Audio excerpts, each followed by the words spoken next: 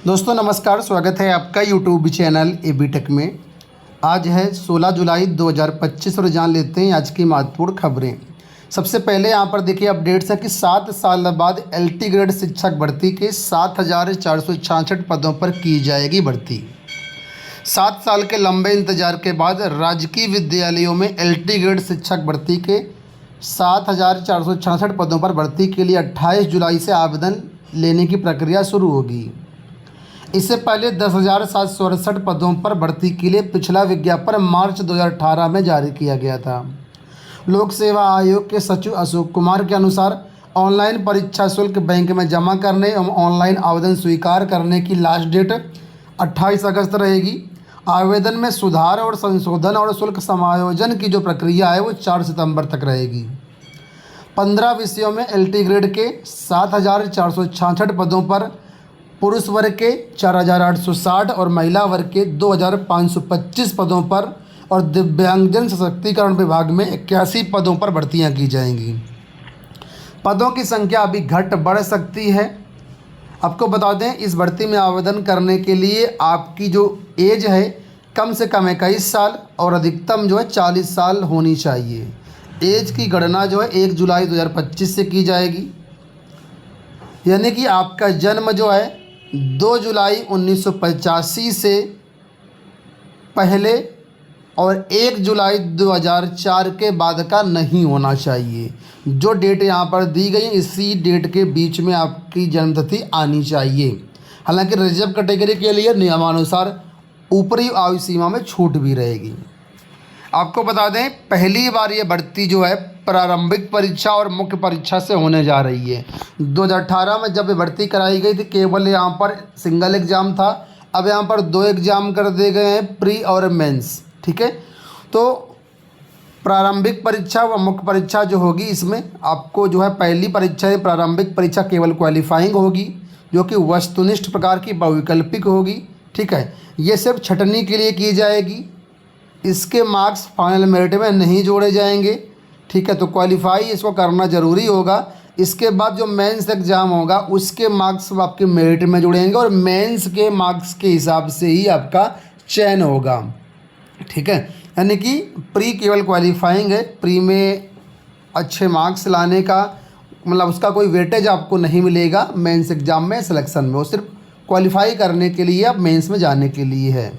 ठीक है, तो जो भी अभ्यर्थी ऐसे हैं जिन्होंने अभी तक OTR नहीं फॉर्म भरा तो पहले OTR फॉर्म भर लीजिए। हर हाल में OTR लगेगा, बिना OTR के आप आवेदन नहीं कर पाएंगे। OTR के हमने अलग से वीडियो बनाए हुए हैं कि कैसे आप OTR फॉर्म भरेंगे। उस वीडियो को देख करके आप OTR फॉर्म भर सकते हैं। ठीक है, अगर OTR आपने भर रखा है उसमें कुछ दिक्कत है, प्रॉब्लम है, कुछ मॉडिफिकेशन करना है, उसके भी सेपरेट वीडियो हमने बना रखे हैं, आप उनको देख करके कर सकते हैं। फिलहाल 28 जुलाई से आपके लिए आवेदन की विंडो खुल जाएगी, आप आवेदन कर पाएंगे।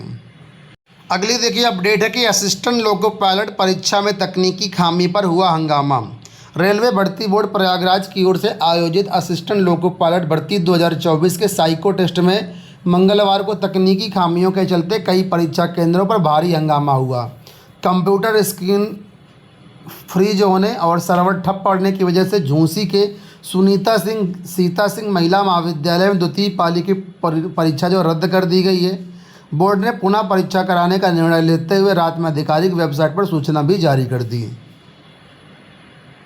यूपी बोर्ड 2025 और 26 सत्र के लिए जो बोर्ड परीक्षा 2026 में कराई जाएगी इसके लिए रजिस्ट्रेशन की प्रक्रिया इस समय शुरू है।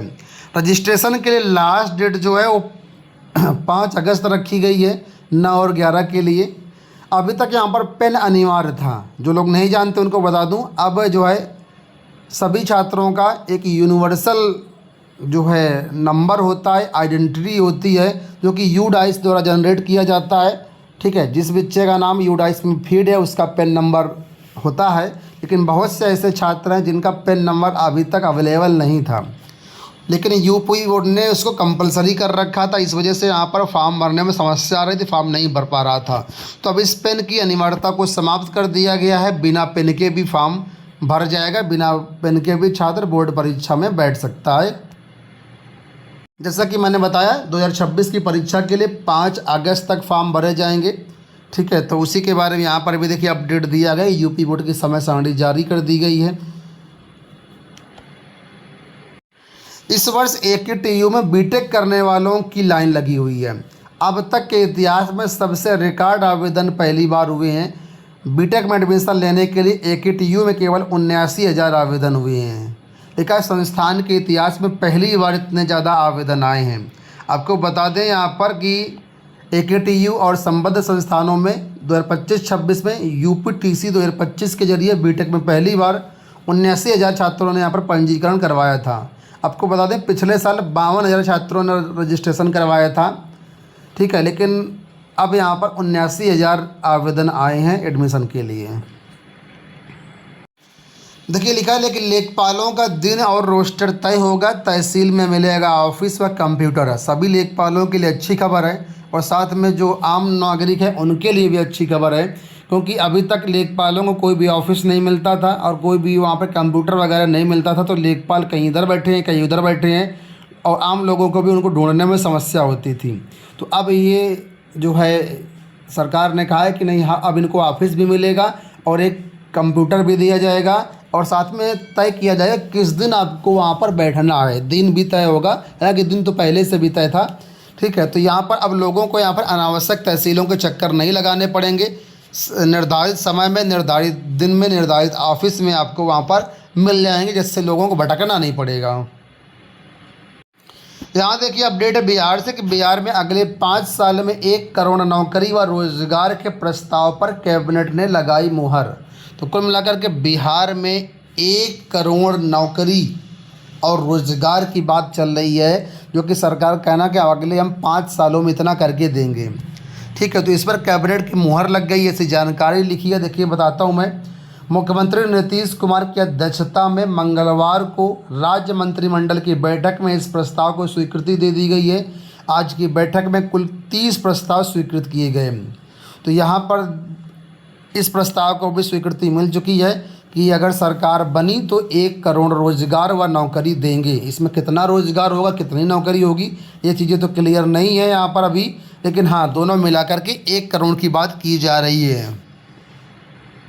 अगली अपडेट है यहाँ पर माध्यमिक विद्यालयों में ऑफलाइन ट्रांसफ़र को लेकर के। आप लोग जानते हैं ऑफलाइन ट्रांसफ़र के लिए हज़ारों फाइलें निदेशालय में जमा हो चुकी हैं, लेकिन यहाँ पर अभी तक ऑफलाइन ट्रांसफ़र नहीं किए गए। अभी हाल ही में आंदोलन किया गया था, जिसमें कहा गया था कि हम जल्द ही जो है आंदोलन मतलब निर्गत कर देंगे शासनादेश, लेकिन अभी तक यहाँ पर ऑफलाइन ट्रांसफ़र नहीं किए गए। इस वजह से यहाँ पर उत्तर प्रदेश माध्यमिक शिक्षक संघ की तरफ से 17 जुलाई को एक बार फिर से बड़े धरना प्रदर्शन का आयोजन किया जाना था, जिसके संबंध में यहाँ पर देखिए निदेशालय की तरफ से पत्र जारी किया गया है कि प्रकरण को आप भली भांति जानते हैं कि ऑफलाइन ट्रांसफ़र जो है वो 7 जून 2025 की जो नियमावली जो शासनादेश आया उसमें साफ तौर पर कहा गया है कि ऑफलाइन ट्रांसफ़र किए जाएंगे, लेकिन उसके लिए विभागीय मंत्री से पूर्व अनुमोदन लिया जाना अनिवार्य होगा।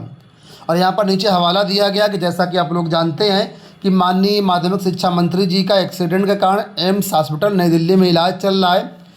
तो उनके इलाज के बाद जैसे बस स्वस्थ होकर के लखनऊ आएंगी तो हम वार्ता करके यथाशीघ्र निस्तारण करवा देंगे। अतः यहाँ पर निदेशालय की तरफ से गुजारिश किया गया है कि आप लोग जो 17 जुलाई को आंदोलन होने वाला उसको आप स्थगित कराने का कष्ट करें। ठीक है, तो फिलहाल ये जो सूचना है आप सभी के लिए है। तो उम्मीद करूँगा दोस्तों वीडियो आपको पसंद आया होगा। इसी तरह के वीडियोज़ के चैनल को सब्सक्राइब कर लीजिएगा। धन्यवाद।